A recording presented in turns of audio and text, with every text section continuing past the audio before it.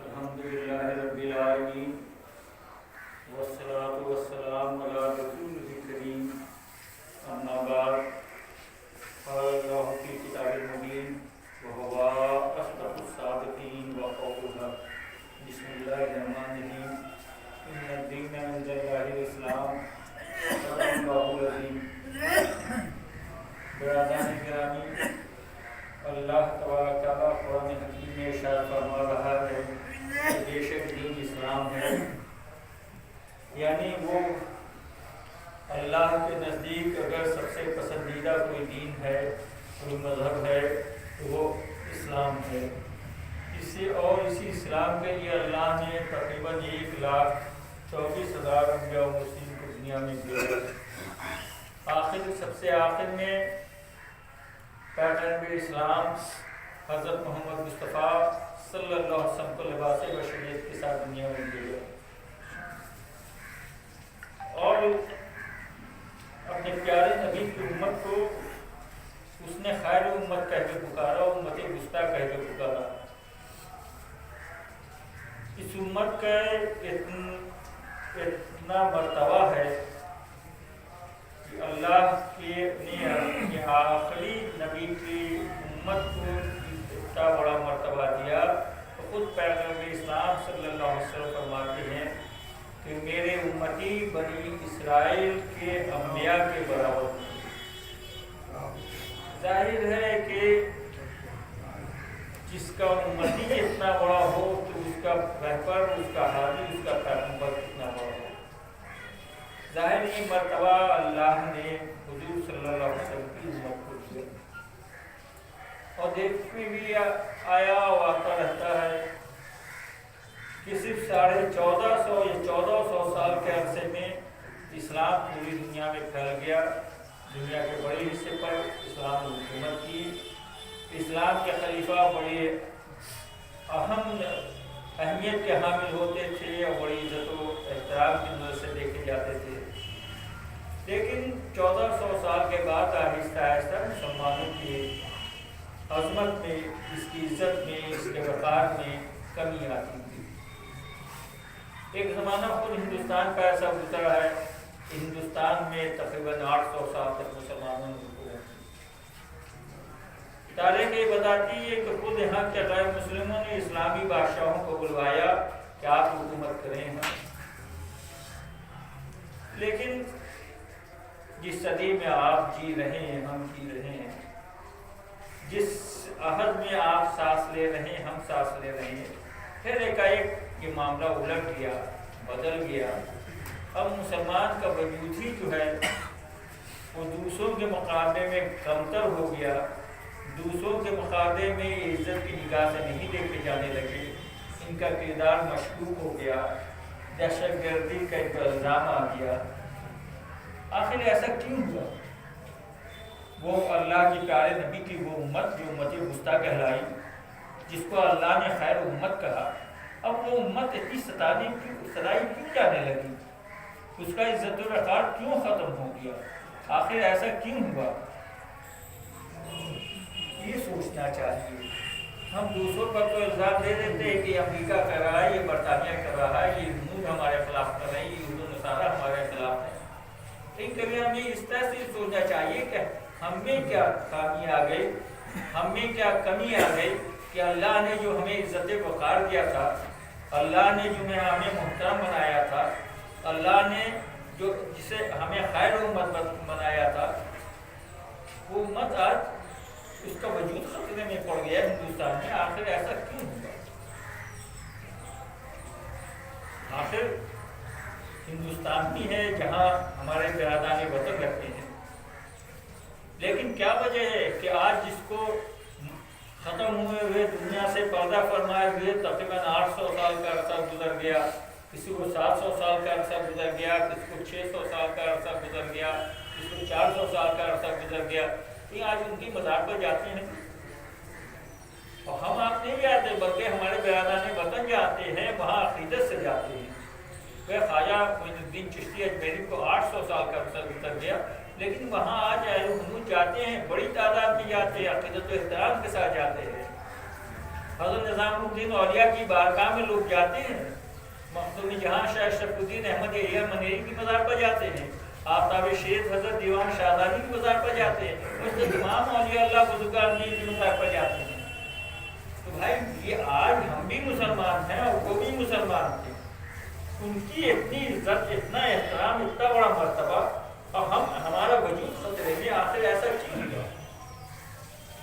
ہمیں اس پر سوچنا چاہیے۔ ہمیں دوسروں پر الزام دینے سے پہلے ہمیں اپنا محاسبہ کرنا چاہیے کہ ہمیں کیا کرنی ہے۔ دیکھیے آپ ہم سے زیادہ پڑھے لکھے ہیں، اللہ کو ہم نے چھوڑا اور اللہ نے مجھے چھوڑا، بس اتنا ہی ہے۔ ہم اپنا پورا زور صرف کر رہے ہیں، وہ اسلام پر عمل کرنے کے لیے نہیں کر رہے ہیں، اسلام کا نام لے کے صرف صرف کر رہے ہیں۔ ٹھیک ہے، چند اشخاص ایسے ہیں جن کی وجہ سے یہ دنیا قائم ہے، ہم ان کی بات نہیں کر رہے ہیں، ہم ماس کی بات کر رہے ہیں کہ ہمارا عمل اسلام کے قوانین پر عمل کرنے کا نہیں ہے، بلکہ اسلام کا صرف نام لینے کا۔ اور اولا کے لوگ اسلام کا نام کم لیتے تھے، عمل ایسا کرتے تھے کہ دوسرے لوگ ان کو دیکھ کے مسلمان ہو جایا کرتے تھے، اسلام کا کلمہ پڑھ لیا کرتے تھے، اور ہمارا عمل ایسا ہو گیا کہ ہم کو دیکھ کے لوگ نفرت کرنے لگے۔ کسی نے لکھا ہے، انگریز نے لکھا ہے کہ دنیا کا سب سے اچھا مذہب جو ہے وہ اسلام ہے، اور سب سے خراب قوم جو ہے وہ مسلمان ہے۔ وہ آج کے لوگوں کو تو ہمیں چاہیے کہ ہم اللہ کی طرف متوجہ ہو جائیں۔ ہم نے اللہ کی رسی کو چھوڑ دیا، ہم نے اللہ کے بنائے ہوئے قوانین کو چھوڑ دیا، ہم اللہ کی بتائی ہوئی باتوں کو چھوڑ دیا، ہم صرف اسلام کا نام تو لیتے ہیں لیکن اسلام جو کہتا ہے اس کا عمل کم کرتے ہیں۔ اگر ہمارا عمل شروع ہو جائے تو پھر وہی عزت و وقار لوٹ آئے گی جو قرون اللہ کے مسلمانوں۔ ابھی جس حد میں ہم آپ سانس لے رہے ہیں، بڑا ہنگامہ ہے، ملک کے حالات بدل رہے ہیں، قانون بدل رہا ہے، طرح بے طرح کے تجربات ہو رہے ہیں، کوئی احتجاج کر رہا ہے، کوئی قانون نازلہ پڑھوا رہا ہے، کوئی لا الہ الا انت سبحانک انی کنت من الظالمین کا ورد کروا رہا ہے، کوئی روڈ پر نکل رہا ہے، ساری چیزیں ہو رہی ہیں۔ ہم کسی ادارے کا نام نہیں لیتے ہیں، آخر کیا وجہ ہے؟ معلوم ہوتا ہے ہم نے اپنے بزرگوں سے سنا ہی نہیں بلکہ پڑھا ہے کہ لا الہ الا انت سبحانک انی کنت من الظالمین۔ اگر اس کو 1.25 لاکھ مرتبہ پڑھا جائے تو مصیبت ٹل جائے گی۔ ایک ادارے نے پڑھوایا اس کو 1.25 لاکھ، اسی دن وہاں ریٹ ہو گیا، وہاں کا ایک مسلمان مار دیے گئے۔ کیا بولتے آخر کیا ہوا؟ پڑھوایا تو انہوں نے، لیکن اس سے زیادہ انہوں نے اخبار میں اس کا اشتہار کروا دیا۔ مسئلہ یہیں پر بگڑ جاتا ہے۔ پہلے کے لوگ اسلام پر زیادہ عمل کرتے تھے، اسلام کا نام کم لیتے تھے، وہ اپنے کردار سے، اپنی گفتار سے، اپنی رفتار سے لوگ پہچان جاتے تھے کہ یہ مسلمان ہے۔ اور آج ہم بار بار مسلمان کہتے ہیں اپنے کو مکمل ایمان والے، مکمل شانتی والے، مکمل امن والے، لیکن ہمارے کردار ایسا ہو گیا ہے کہ ہم کو دیکھ کے لوگ یہ کہتے ہیں کہ نہیں، یہ وہ نہیں ہے جو یہ کہہ رہا ہے۔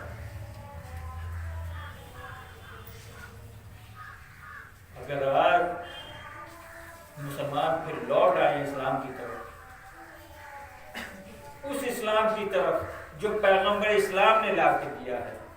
ایک اور بڑا مسئلہ یہ ہے، امبیڈکر، آپ سب آدمی یاد لیں گے، امبیڈکر مسلمان ہونا چاہتے تھے آج سے 70 سال پہلے۔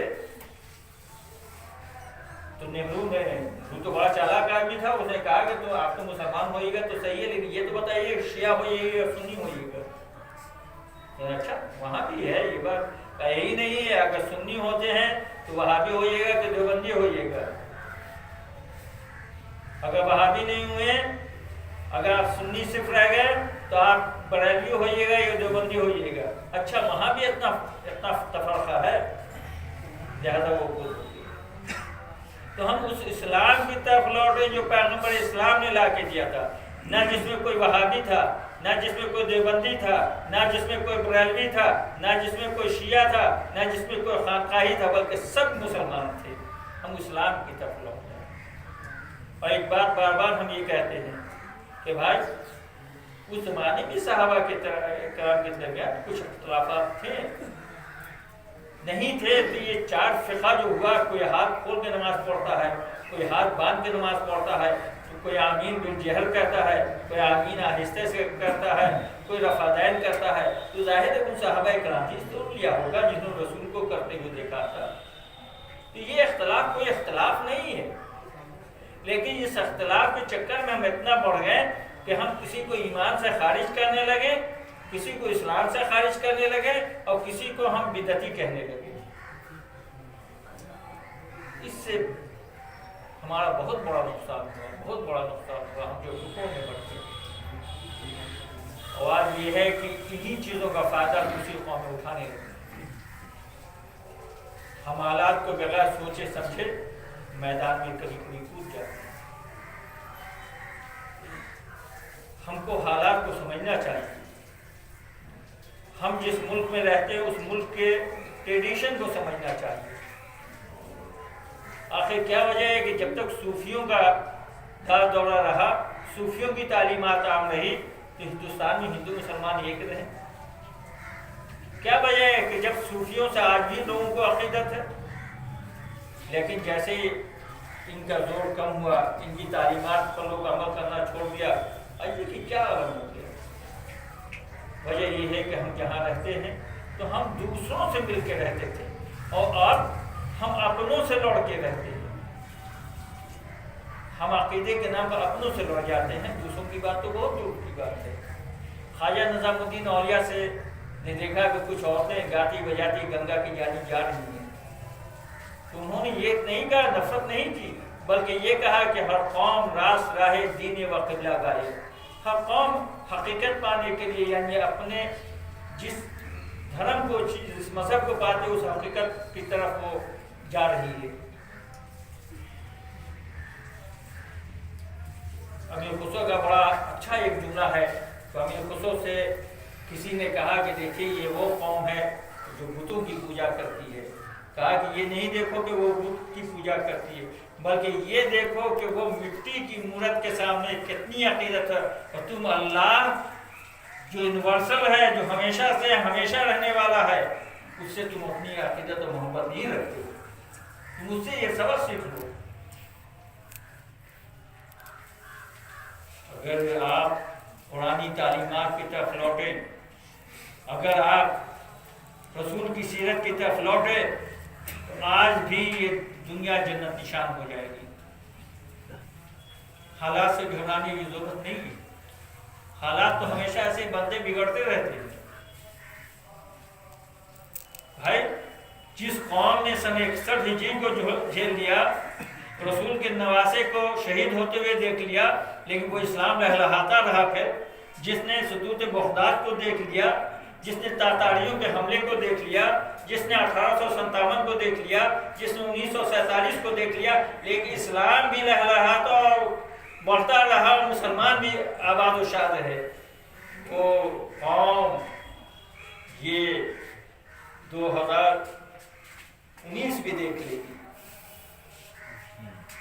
یہ قوم 2019 بھی دیکھ لے گی، لیکن انشاءاللہ ویسے ہی اسلام بڑھتا رہے گا، لہلہاتا رہے گا، کھلتا رہے گا، مسلمان ویسے ہی شاد و آباد رہیں گے۔ لیکن اس کے لیے آپ کو اللہ کی طرف رجوع ہونا پڑے گا، آپ کو رسول کی سنت کو اپنانا پڑے گا، اور فراست سے کام لینا پڑے گا۔ میں نے پیچھے جمعہ یہ کہا تھا کہ بھائی یہ جو کچھ ہو رہا ہے، یہ مسلمان کا تو کچھ مسئلہ ہے، لیکن اس سے زیادہ مسئلہ ہندوستانی آئین کا ہے، ہندوستان کے سنویدھان کا ہے، ہندوستان کے قانون کا ہے، اور دلتوں کا ہے۔ وہ زیادہ اس کے زد میں آ رہے ہیں، آپ ان کو سامنے رکھیے، آپ اپنی داڑھی ٹوپی اور پگڑی لگا کے میدان میں نہیں اتریے، نہیں تو یہ ہندی مسلمان ہو جائے گا مسئلہ۔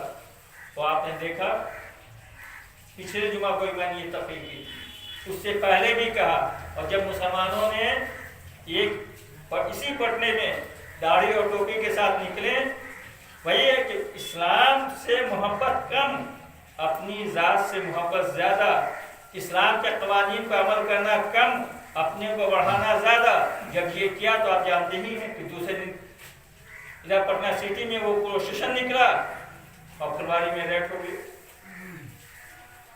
اس سے بچیے، آپ فراست سے کام لیجیے، آپ عقل مندی سے کام لیجیے۔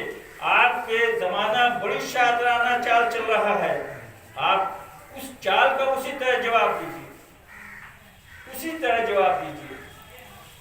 اگر اس طرح نہیں جواب دیجیے گا تو آپ دن بدن جو گرتے جائیے گا، دن بدن پکڑاتے جائیے گا، آپ اسی انداز سے۔ بھائی میں یہ بھی کہتا ہوں کہ جو آپ کے مذہبی رہنما ہیں ان سے ضرور مشورات کیجیے۔ مذہبی رہنماؤں کو یہ چاہیے کہ ضرور ان کو ذہن دیں، دماغ دیں، لائن بتائیں، مالی امداد کریں، لیکن وہ فرنٹ پر نہیں آئیں۔ اگر وہ فرنٹ پر آئیں گے تو دوسروں کے بھی رہنما فرنٹ پر آ جائیں گے۔ تو ابھی آپ دیکھ رہے ہیں کہ جہاں کئی جگہ ایسا آمنے سامنے کا جھگڑا ہو گیا ہے، اس سے زیادہ بچیے۔ آپ کہیے گا کہ حسین صاحب آپ اتنے چھوٹے سے مجمع میں کیوں یہ بات کہی تھی؟ بڑے مجمع میں کہنے کی ہے، نہیں چھوٹے مجمع یہ بات کرنے کی ہے، اوپر کے مائک بند کرنے کی ہے، تاکہ آپ ایک دوسرے سے کہتے جائیے یہ بات، دوسرا تیسرے سے کہتا جائے، تیسرا چوتھے سے کہتا جائے۔ اگر ایسا آپ نے کیا تو پھر آپ کی تحریک کامیاب رہے گی، اور ایسا اگر نہیں کیا تو آپ کی تحریک ناکامیاب رہے گی۔ وقت ایسا آ گیا ہے کہ حقیقت ہے کہ وقت ایسا آ گیا ہے کہ گھر میں بیٹھنے کا نہیں ہے۔ گھر میں اگر آدمی تو بیٹھ جائے گا تو تب ووٹ پر آ جائے گا، لیکن اس میں اتنی چالاکی برتنی چاہیے، اس انداز سے ہونا چاہیے کام جیسے کہ لوگوں نے سطوط بغداد کے وقت کیا تھا، جیسے حسین نے کربلا میں کیا تھا۔ بھائی حسین نے کیا کیا؟ لوگ اس وقت تو سمجھ رہے تھے حسین مکہ سے مدینہ آئے، مدینہ سے مکہ گئے اور مکہ سے کربلا گئے۔ کون سی ہوشیاری کر رہے ہیں؟ کون سی ہوشیاری ہے کہ کربلا یہ چلے گئے؟ ارے مدینہ رہتے تو 10 آدمی کا ساتھ بھی دیتا، لیکن یہ کربلا چلے گئے۔ مدینے میں اگر وہ جنگ ہوتی سن 61 ہجری کی تو لوگ کہتے کہ بھائی کچھ لوگ آ گئے، غلط فہمی میں ان کو مار دیا۔ لیکن کربلا جا کے جو جنگ ہوئی کہ یہ پتا چلا کہ حسین اسلام بچانے کے لیے گئے تھے، اس لیے لوگ یزید نے انہیں شہید کر دیا، یہ یزید کی فوجوں نے انہیں شہید کر دیا۔ یہی حال سطوط بغداد پہ وقت ہوا تھا کہ لوگ میدان میں آ گئے تھے، بڑی چالاکی سے آئے تھے، اور جب لاشیں کٹتی تھیں تو وہ ادھر ادھر نہیں کرتے تھے، اس کو دریا کے کنارے، دریا دجلہ کے کنارے رکھ دیتے تھے تاکہ اس کا خون دریا میں جائے اور دریا کا پانی سرخ ہو جاتا جائے، تاکہ دنیا یہ دیکھ لے کہ اتنا ظلم تاتاری کر رہے ہیں۔ لاسٹ میں یہ ہوا کہ وہی تاتاریوں کو رحم آیا، وہ انہوں نے اسلام قبول کیا۔ تو آپ بھی اسی طرح چالاکی سے کیسی شاطرانہ چال وہ چل رہے ہیں۔ آپ کو شاطرانہ چال چلنے کی تو بات ہم نہیں کہیں گے، لیکن چالاکی سے، سمجھداری سے آپ کام لیجیے گا تو یقیناً آپ کامیاب ہوئیے گا۔ اور اس چالاکی اور کامیابی اس وقت ہوگی کہ آپ اللہ کے قوانین پر عمل کریں، رسول کی سیرت پر اپنائیں۔ اگر یہ چھوڑ کے آپ نے جتنی بھی چالاکی کیا، آپ کی چالاکی نہیں چلے گی۔ جب تک آپ اللہ کی رسی کو مضبوط سے نہیں پکڑیں گے، جب تک رسول کی سیرت پر عمل نہیں کریں گے، جب تک آپ کی کوئی چالاکی نہیں ہوگی۔ اور ہم اس تاریخ کے وہ جو راہ پہ آگے کھڑے ہوئے ہیں کہ آپ کا جو عقیدہ ہے اپنے پاس رکھیے، اسی عقیدے پر عمل کیجیے، لیکن آپ سب ایک ہو جائیے۔ اپنے جو رفادین کرتا ہے وہ کرے، جو مذہبات چادر چڑھاتا ہے وہ چڑھائے، جو کھڑے ہو کے سلام پڑھتا ہے وہ پڑھے، جو نہیں پڑھتا ہے وہ نہیں پڑھے، جو فاتحہ دلاتا ہے وہ فاتحہ دلائے، جو نہیں فاتحہ دلاتا ہے نہیں دلائے، لیکن آپ ایک دوسرے کو برا نہیں کہیے، آپس میں کلمے کی بنیاد پر متحد ہو جائیے، تاکہ آپ کو دیکھ کے لوگ یہ کہیں اب مسلمان میں اتحاد ہو گیا ہے، اب اس پر ہمارا کوئی ظلم و ستم نہیں چلے گا۔